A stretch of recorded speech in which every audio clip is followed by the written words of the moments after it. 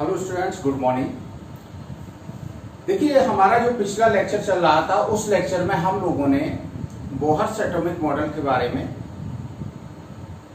पढ़ा था और बोहर्स एटॉमिक मॉडल आपको बताया था कि रदरफोर्ड के एटॉमिक मॉडल के जो डिफेक्ट्स थे उनको खत्म करने के लिए दिया गया था।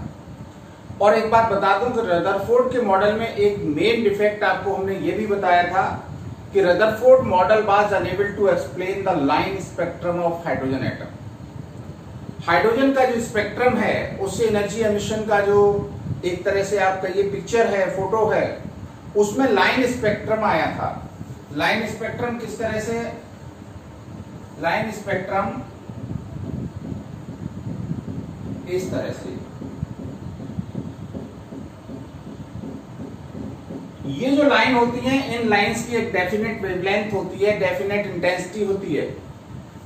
तो जब हाइड्रोजन के स्पेक्ट्रम को और एनालाइज किया गया तो ये पता चला कि हाइड्रोजन के स्पेक्ट्रम में कई डिफरेंट वेवलेंथ की लाइंस निकल के आती हैं। हाइड्रोजन में एक ही इलेक्ट्रॉन होता है। एक इलेक्ट्रॉन जब डेफिनेट एनर्जी लेके ऊपर जाएगा और उससे वापस लौटेगा तो उससे एक ही डेफिनेट वेवलेंथ की रेडिएशन होनी चाहिए। इसलिए सारे जो लाइन स्पेक्ट्रम है वो एक ही वेवलेंथ की लाइन आनी चाहिए। लेकिन जब हाइड्रोजन का स्पेक्ट्रम देखा गया तो उसमें कई तरह की लाइंस आपको नजर आई। वो कई लाइंस क्यों आती हैं, उसके लिए आज हम ये आपका लेक्चर देने जा रहे हैं कि simultaneous appearance of large number of lines in the spectrum of hydrogen atom। एक हाइड्रोजन का सैंपल लिया गया और उसमें एक साथ कई तरह की लाइंस क्यों आ रही हैं, इसका रीजन क्या है। तो इसको समझने के लिए आप देखिए, जैसा हमने बताया कि हाइड्रोजन एटम में केवल एक ही इलेक्ट्रॉन होता है, लेकिन एटॉमिक स्पेक्ट्रम इसका जो है वो कई लाइंस को शो करता है और इन लाइंस को 5 सीरीज में ग्रुप किया जाएगा। Lyman series, Balmer series, Paschen series, Brackett series and Pfund series. ये 5 तरह की स्पेक्ट्रल लाइंस आपको देखने को मिलती हैं। अब ये अलग अलग तरह की ये लाइंस क्यों आ रही हैं, 5 टाइप्स की लाइन स्पेक्ट्रल लाइंस में क्यों डिवाइड किया गया है, तो इसको समझने के लिए आप ऐसे समझिए कि एक हाइड्रोजन गैस का एक कोई सैंपल लिया गया। उस सैंपल में कई सारे हाइड्रोजन मॉलिक्यूल्स होंगे। जब उस सैंपल को हीट किया जाएगा या इलेक्ट्रिक डिस्चार्ज उसमें किया जाएगा तो इसका जो मॉलिक्यूल होगा वो एटम्स में स्प्लिट हो जाएगा, हाइड्रोजन एटम्स में स्प्लिट हो जाएगा। अब उस सैंपल में आपके कई लाखों की संख्या में, हजारों की संख्या में हाइड्रोजन एटम्स हैं। वो क्या करेंगे, वो एनर्जी लेके, हाइड्रोजन में क्या है, फर्स्ट शेल में ही इलेक्ट्रॉन होता है, तो हर electron different amount energy absorb करेगा और डिफरेंट लेवल्स में, एक हाइड्रोजन एटम का सपोज करिए 7th या 8th एनर्जी लेवल में पहुंच गया, या 50 हाइड्रोजन एटम के जो इलेक्ट्रॉन हैं वो 8th में चले गए, 40 के मान लीजिए 7th में चले गए, 50 के 6th में चले गए। तो डिफरेंट हाइड्रोजन एटम्स के जो इलेक्ट्रॉन हैं वो डिफरेंट अमाउंट एनर्जी एब्जॉर्ब करके डिफरेंट एनर्जी लेवल्स में चले गए। ये हमने आपको दिखाया है एनर्जी लेवल। ये फर्स्ट एनर्जी लेवल है, के शेल है, ये सेकेंड एनर्जी शेल है, एल सेल है, थर्ड है, फोर्थ है, फिफ्थ है। एनर्जी के इंक्रीजिंग ऑर्डर में इनको हमने दिखाया है। सपोज करिए हाइड्रोजन का जो सैंपल था उसमें सारे इलेक्ट्रॉन किसमें थे, फर्स्ट एनर्जी लेवल में थे। जब इनको एनर्जी दी गई तो कोई इसमें, दूसरे में, कोई तीसरे में, कोई चौथे में, 5वें में, 6th में, 7th में, 8th में। They jump into different energy level when electric discharge और एनर्जी इज सप्लाइड। ये आपकी एक्साइटेड स्टेट हो गई। हाइड्रोजन के उस सैंपल में हर इलेक्ट्रॉन अलग अलग पोजीशन पर है और ये उसकी डिफरेंट एक्साइटेड स्टेट्स है। जैसा आपको बताया था कि excited state is short lived. Electron can not stay in this state, in this excited state. So electron have to return in the initial state in one और मोर जंप्स। इसको वापस आना होगा एक या एक से ज्यादा जंप में, इसको फिर से वापस लौटना होता है। तो जब इलेक्ट्रॉन हायर एनर्जी लेवल से फर्स्ट एनर्जी लेवल में जाते हैं, तब जो रेडिएशन होता है उसकी जो वेवलेंथ होती है उसके बेसिस पे उस वेवलेंथ की रेडिएशंस को नाम दिया गया है लाइमन सीरीज। अगर electron second, third, fourth, fifth, six, seventh, eighth से ये देखिए वापस आता हुआ दिखाई दे रहा है, ये वापस 7 से फर्स्ट में, 6 से फर्स्ट में, 5 से फर्स्ट में, 4 से। तो अगर डिफरेंट एनर्जी लेवल से इलेक्ट्रॉन वापस फर्स्ट एनर्जी लेवल में आता है तो इस तरह से जो रेडिएशन की वेवलेंथ होती है उसके बेस पे जो हमारी लाइंस आती हैं उस स्पेक्ट्रल सीरीज को नाम दिया गया है लाइमन सीरीज। ये अल्ट्रावायलेट रीजन में पड़ती है। इसके बाद अगर इलेक्ट्रॉन हायर एनर्जी लेवल से जंप करके सेकेंड एनर्जी लेवल में आ रहे हैं, हमने बताया कि एक जंप में सारे नीचे नहीं आएंगे, तो अगर सेकेंड एनर्जी लेवल में आते हैं तो इसमें जो रेडिएशन होगा उसकी वेवलेंथ के अकॉर्डिंग इस सीरीज का नाम दिया गया है बामर सीरीज। इसी तरह से अगर electron fourth, fifth, six, seven से थर्ड में आ रहे हैं तो इसको पाश्चन सीरीज नाम दिया गया है PASCHEN, पाश्चन सीरीज। इसी तरह से अगर इलेक्ट्रॉन 5, 6, 7 से फोर्थ एनर्जी लेवल में आ रहे हैं तो इस सीरीज को नाम दिया गया है ब्रैकेट सीरीज। और अगर 8, 7, 6 और उससे हायर एनर्जी लेवल से फिफ्थ एनर्जी लेवल में इलेक्ट्रॉन वापस लौट रहे हैं तो इसको कहा गया फुंड सीरीज। तो समझ गए होंगे कि जब किसी हाइड्रोजन गैस के सैंपल को इलेक्ट्रिक डिस्चार्ज या हीट दिया जाता है तो हाइड्रोजन मॉलिक्यूल्स जो हैं H2 molecule breakup into the hydrogen atoms and these hydrogen atoms absorbs different amount of energy and they excited to different energy levels, and this excited state is temporary, short lived, so they have to return some lower energy levels in one or more jumps. When the excited electron return back in the lower energy levels, they radiate the energy of definite wavelength. Due to radiation of these energies, different spectral lines comes, and these spectral lines are divided into the 5 series: Lyman, Balmer, Paschen, Brackett and Fund, PFUND, Fund। तो ये 5 series बनती हैं, Lyman, बामर, Paschen, bracket और फुंड।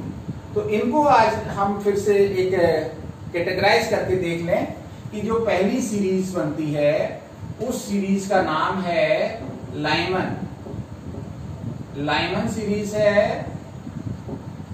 अब हमने इसमें value of Ni, initial state जिसमें ये इलेक्ट्रॉन वापस आता है उसका, उस शेल का नंबर कितना है, number of initial orbit and number of final orbits जिनमें से वो वापस लौटता है, higher energy levels final orbits और लोअर एनर्जी लेवल जिसमें वापस लौटता है उसको Ni बोला है। और उसमें जो सीरीज बनेगी या स्पेक्ट्रल लाइन आती है वो किस तरह के रेंज में आती है, उस रीजन का नाम लिखा है, उसकी वेवलेंथ। तो पहली लाइमन सीरीज बनी। लाइमन सीरीज जो है उसमें इलेक्ट्रॉन फर्स्ट एनर्जी लेवल में वापस लौटते हैं, कहां से, दूसरे, तीसरे, चौथे, पांचवें, छठवें, इन सारे एनर्जी लेवल से वापस लौट के फर्स्ट में आते हैं। तो Ni की वैल्यू 1 एंड NF में भी 2, 3, 4, 5, 6, 7, 8 एक्सेट्रा। ये रीजन जो है वो कैसा है, अल्ट्रावायलेट है, अल्ट्रावायलेट।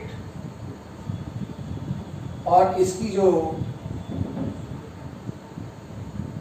आपकी वेवलेंथ है वो है 920 से 1200 एंगस्ट्रॉम। इस वेवलेंथ की जो रेडिएशन होती है वो अल्ट्रावायलेट रीजन में आती है। दूसरी सीरीज आपकी बनती है बामर,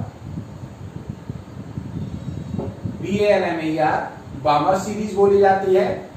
इसमें सेकेंड एनर्जी लेवल में इलेक्ट्रॉन वापस लौटता है, रिटर्न बैक करता है, किससे? Third, fourth, fifth, sixth, seventh, इनसे। और इसको हम विजिबल रीजन बोलते हैं। इसमें जो रेडिएशन होता है वो किस रीजन में आते हैं? विजुअल रीजन में आते हैं। और उस विजुअल रीजन की जो वेवलेंथ होती है वो होती है 4000 to 6500 एंगस्ट्रॉम। तीसरी सीरीज, थर्ड है पाश्चन। इस पाश्चन सीरीज में इलेक्ट्रॉन थर्ड शेल में वापस लौटते हैं, फोर्थ, फिफ्थ, सिक्स्थ, सेवेंथ इन से। और इसको स्पेक्ट्रल लाइंस जो आती हैं वो इंफ्रारेड रीजन में आती हैं। और इसमें इनका जो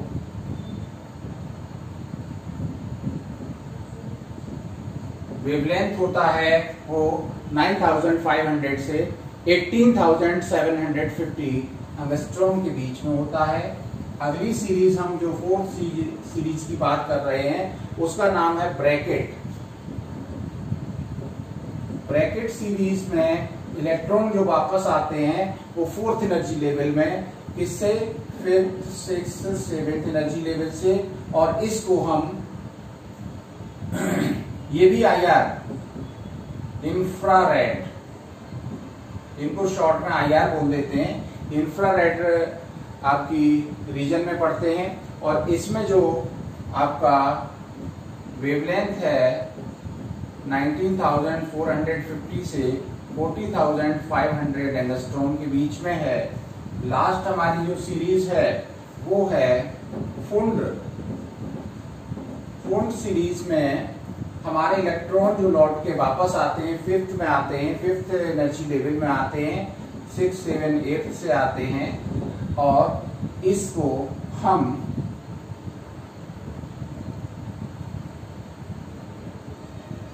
इंफ्रारेड रीजन में ही रखते हैं। लेकिन इसकी जो वेवलेंथ होती है वो होती है 37800 से 75000 एंगस्ट्रॉम के बीच में होती है। तो ये आपकी डिफरेंट स्पेक्ट्रल सीरीज जो हैं वो 5 सीरीज हैं। और उनको हम लाइमन, बामर, पाश्चन, ब्रैकेट, फुंड सीरीज बोलते हैं। ठीक है ना? अब इनको आप नोट करेंगे।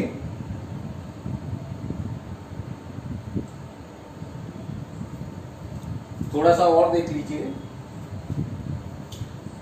अगर कोई इलेक्ट्रॉन हमारा मान लीजिए second, third, fourth, fifth, sixth से फर्स्ट एनर्जी लेवल में वापस लौट रहा है, तो इसमें कितना डिफरेंस एनर्जी का होगा या कितनी एनर्जी एमिटेड होगी, तो उसके लिए क्या फार्मूला है वो आप देख लीजिए। For jump of electron from NF energy level to NI energy level,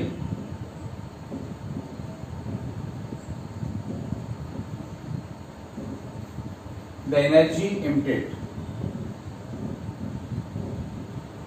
the energy emitted is given by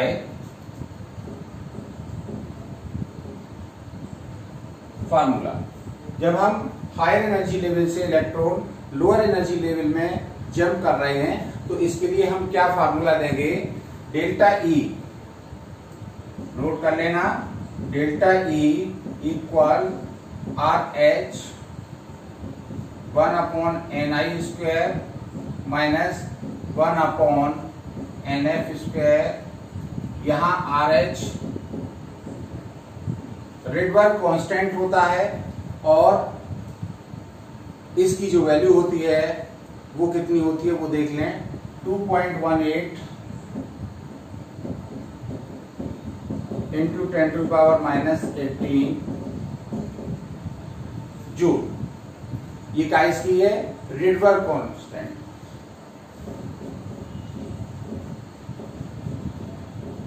Rydberg constant. तो इस तरह से हम अगर एनर्जी डिफरेंस निकालना चाहें कि कितना एनर्जी का रेडिएशन होगा अगर वो इस एनर्जी लेवल से इस एनर्जी लेवल में आ रहा है, तो जिस एनर्जी लेवल से आ रहा है उसको NF वैल्यू देंगे, हायर वैल्यू NF होगी, लोअर वैल्यू एनर्जी लेवल की NI होगी। ऐसे ही इसकी जो फ्रीक्वेंसी है, फ्रीक्वेंसी किस फ्रीक्वेंसी का रेडिएशन होगा, फ्रीक्वेंसी आपको पता है कैसे डिनोट करते हैं, न्यू से। तो न्यू इक्वल हो जाएगा delta E upon H। Delta E क्या है? ये है आपका एनर्जी डिफरेंस। इसकी वैल्यू आप रख देंगे 2.18 इंटू 10⁻⁻18 जूल, और H प्लैंक कांस्टेंट है, इसकी वैल्यू है 6.626 into 10⁻34 joule second into 1/NI square minus 1/NF square. हमने क्या किया कि RH की वैल्यू रख दी और H की वैल्यू रख दी, ब्रैकेट में आपका जो था वो वैसा ही रख दिया। अगर इन दोनों को हम कैलकुलेट करेंगे तो ये जो वैल्यू निकल के आएगी वो आएगी 3.29 इंटू 10⁻15। ऐसा है कि जब आप ऊपर ले जाएंगे तो -34 +34 हो जाएंगे, और +34 और इनका जो डिफरेंस आएगा वो आएगा कितना, 16 का 14 का। ये आप ऊपर ले जाएंगे तो आ जाएगा 16 का डिफरेंस आ जाएगा, और एक 21.8 करने के लिए 10⁻15 हो गया, और ब्रैकेट में आ जाएगा 1/NI square minus 1/NF square, और ये वैल्यू क्या निकल के आएगी, फ्रीक्वेंसी निकल के आएगी। किसमें निकल के आएगी, ये सेकेंड इनवर्स या हर्ट्ज। ये फ्रीक्वेंसी किसमें आएगी, हर्ट्ज। हर्ट्ज और सेकेंड इनवर्स और साइकिल पर सेकेंड। इस तरह से अगर हम फ्रीक्वेंसी ऑफ रेडिएशन निकालना चाहें तो पहले हम डेल्टा E निकालेंगे, डेल्टा E अपॉन H से हम निकाल लेंगे frequency. Wave number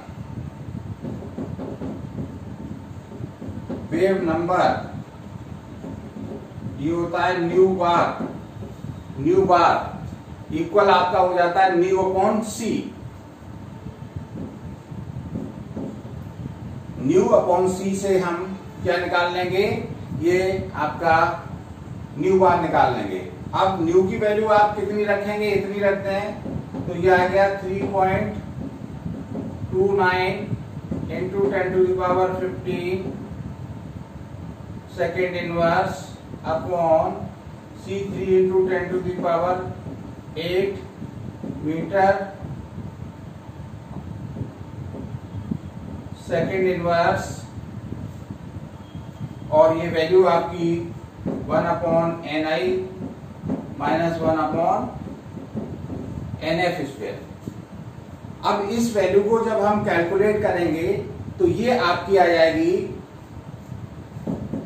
1.0967 into 10⁻7 1/NI square minus 1/NF square metre inverse. Centimetre inverse में करना चाहें तो ये 10⁻, आपका कितना रह जाएगा 10⁵ सेंटीमीटर इनवर्स, ये आपकी वैल्यू निकल आएगी किसकी, ये वैल्यू निकल के आ जाएगी आपकी न्यू बार। और अगर आप चाहें तो इससे लैम्डा भी निकाल सकते हैं, लैम्डा इक्वल होता है 1/न्यू बार, न्यू से। तो इस तरह से आप इसकी फ्रीक्वेंसी निकाल ली, वेव नंबर निकाल ली, वेवलेंथ निकाल सकते हैं। वेवलेंथ इक्वल होता है 1/न्यू बार। तो इन फार्मूलाज का यूज हम इनकी फ्रीक्वेंसी का, एनर्जी डिफरेंस का, वेव नंबर निकालना और वेवलेंथ निकालने में यूज करते हैं। तो इसका जल्दी से आप स्क्रीनशॉट लीजिए। थोड़ा सा हम और आगे डिस्कशन करना चाहेंगे, वो होगा बोहर्स एटॉमिक मॉडल जो है उसके डिफेक्ट्स के बारे में, डीमेरिट्स के बारे में। तो अब आगे हम चलेंगे, उसमें पढ़ेंगे लिमिटेशंस। करिए जल्दी से note.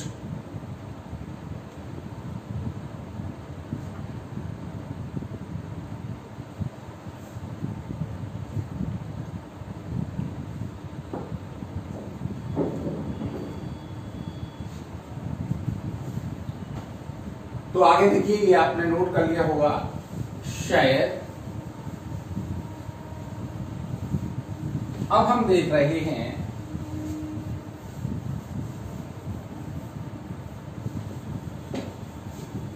Limitations of Bohr's atomic model. Bohr ने एटॉमिक जो मॉडल दिया है उसमें भी कुछ कमियां थी।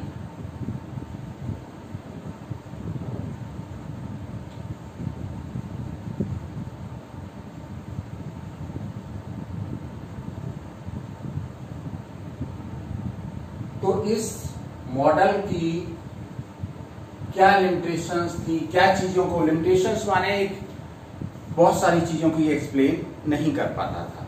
तो सबसे पहला जो लिमिटेशन इसका था, ये केवल 1 इलेक्ट्रॉन सिस्टम, हाइड्रोजन की तरह जिन एटम्स में केवल एक इलेक्ट्रॉन होगा उन्हीं के लाइन स्पेक्ट्रम को एक्सप्लेन कर पाता था। But it was unable to explain the line spectrum of multi electron atoms like oxygen, nitrogen, sulphur, जिसमें कई सारे इलेक्ट्रॉन हैं, तो उनके स्पेक्ट्रम को एक्सप्लेन करने में अनेबल था। तो क्या है पहला, inability to explain the line spectrum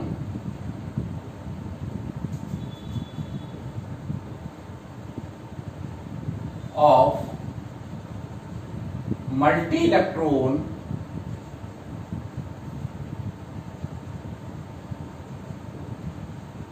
atoms. समझ गए कि ये जो आपका बोहर एटॉमिक मॉडल है, this can successfully explain the line spectrum of hydrogen and hydrogen like atoms such as helium ion, Li+2 ion, etc. But it was unable to explain the spectrum of such atoms which contains more than 1 electron. Number 2, दूसरा, ये इस बात को explain नहीं कर पाया, unable to explain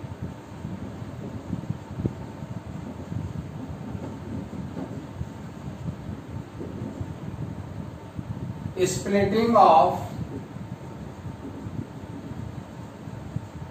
spectral lines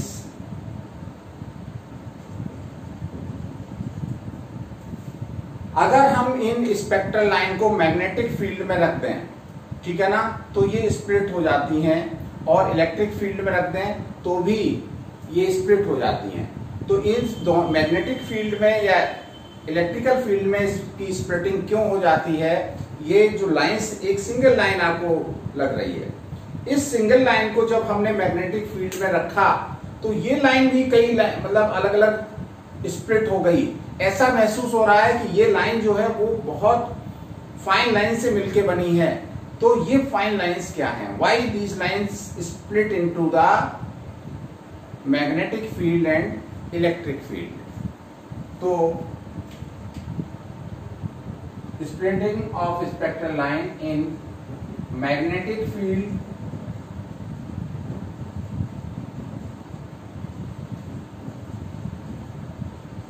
इसको जीमन effect बोलते हैं, मैग्नेटिक फील्ड में स्प्लिट होने को, एंड इन इलेक्ट्रिक फील्ड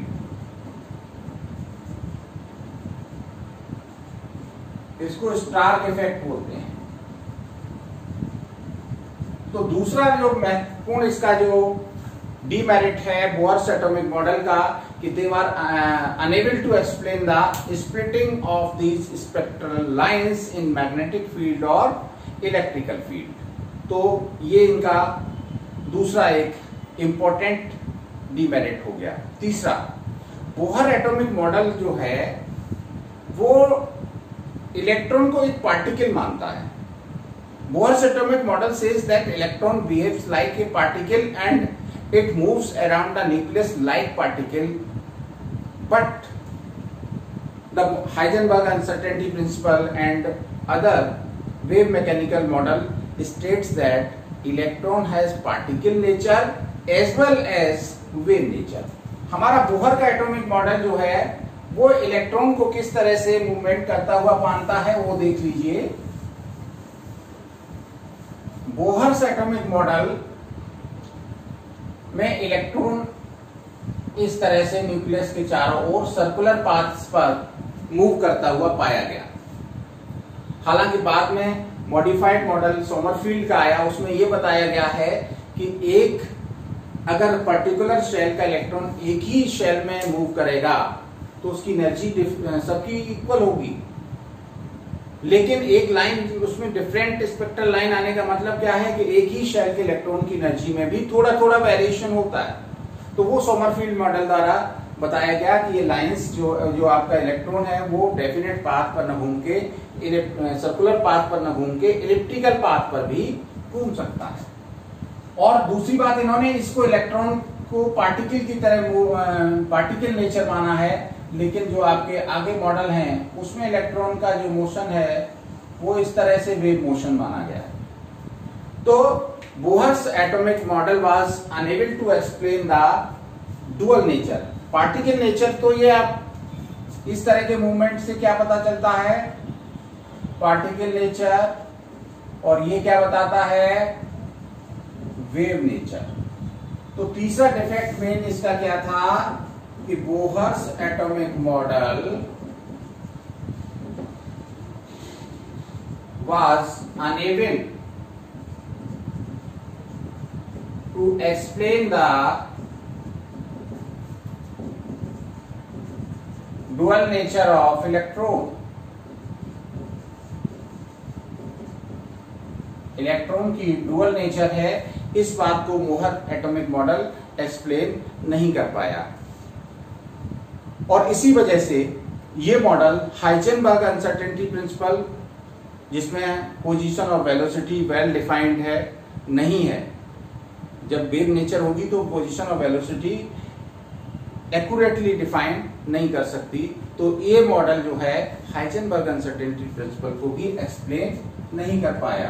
तो Bohr's atomic model was unable to explain Heisenberg's uncertainty principle. ये हम आगे पढ़ेंगे, हाइजेनबर्ग अनसर्टेनिटी प्रिंसिपल आगे पढ़ने जा रहे हैं नेक्स्ट लेक्चर में। हाइजेनबर्ग अनसर्टेनिटी प्रिंसिपल ये कहता है कि it is impossible to determine the accurate position and velocity of moving electron और मूविंग पार्टिकल। किसी भी इलेक्ट्रॉन की एग्जैक्ट पोजीशन और मोमेंटम एक ही टाइम में at a same time can not define accurately. दूसरा, एक लास्ट आपका जो इसका डिफेक्ट है वो ये है कि ये मॉडल इस बात को नहीं बता पाता है कि कैसे एटम्स आपस में कंबाइन करके मॉलिक्यूल्स का फॉर्मेशन करते हैं। तो this model, Bohr's atomic model, was unable to explain why atoms combine to form molecule. Why and how दोनों जोड़ सकते हैं. Why and how. मेन है how, कैसे करते हैं, किस तरह से वो आपस में जुड़ जाते हैं, इस बात को बोहर एटॉमिक मॉडल एक्सप्लेन नहीं कर पाया. तो ये रहे आपके डिफेक्ट्स.